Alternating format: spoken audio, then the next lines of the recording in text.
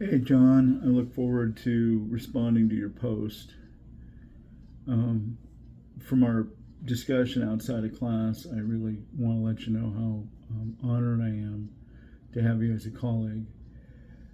The interesting kind of side note I got from looking at your work as you listed in your post was the issue that you're bringing up of the um, cognitive dissonance, I think, when you mentioned that the trauma that you had significantly differentiated or was different from the symptomology of anxiety disorders and depressive disorders, and that you were looking for a solution to that subject. And I think, in light of what we talked about, the question of moral injury is a huge issue that is utterly undeveloped and is necessary to be brought to the table. And I really think as Christians, we must lead the way in this.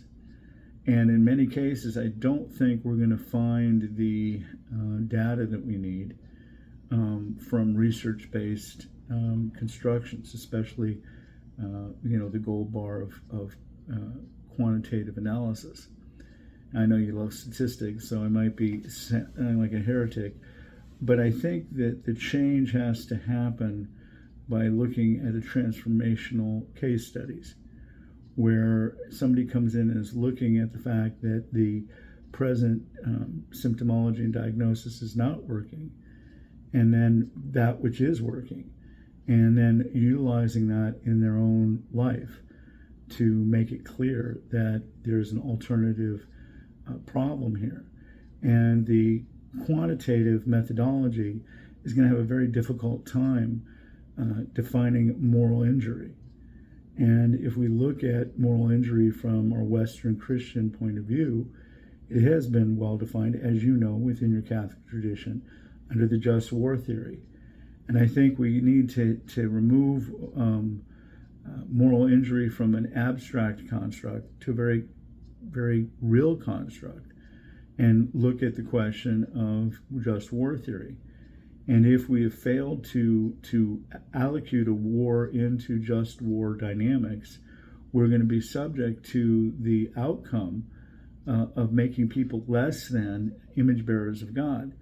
I would suggest that takes us back to the Noahic covenant, and that if a man sheds one man's blood, his blood is accounted for, and that this pattern of justice is absolutely necessary for civilization.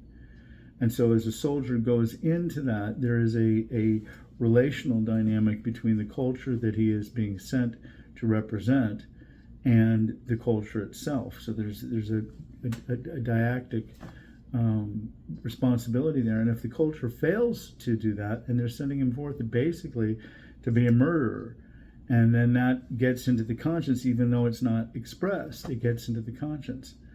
And that doesn't work. So, for example, in the thing with Afghanistan, which we talked about a little bit, the issue of getting bin Laden, within the first 100 days, we had the opportunity to get bin Laden. There's no question about that. I mean, it was an opportunity.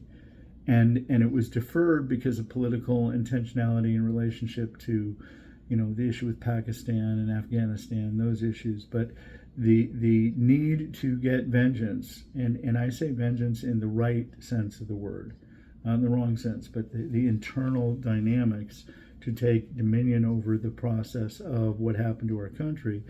We should have been in and out very quickly, trying to change the hearts and minds of the Taliban and getting into all that stuff that just was just nonsense.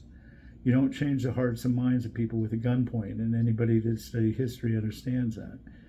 So there's this moral injury that has occurred, and there's now this huge aftermath of that, where our soldiers are committing suicide on an unprecedented level. And I think we need to bring that game. And I'm so thankful, but I think the issue is not based on statistics, but I think it's based on individual case studies where we'll be able to show this pattern. And I'd like to work with you in that regard. A couple friends of mine that are interested in this, and maybe we can develop a more better approach to the subject matter. Brother, God bless you, and I just look forward to our collegial relationship. Thank you so much. Bye.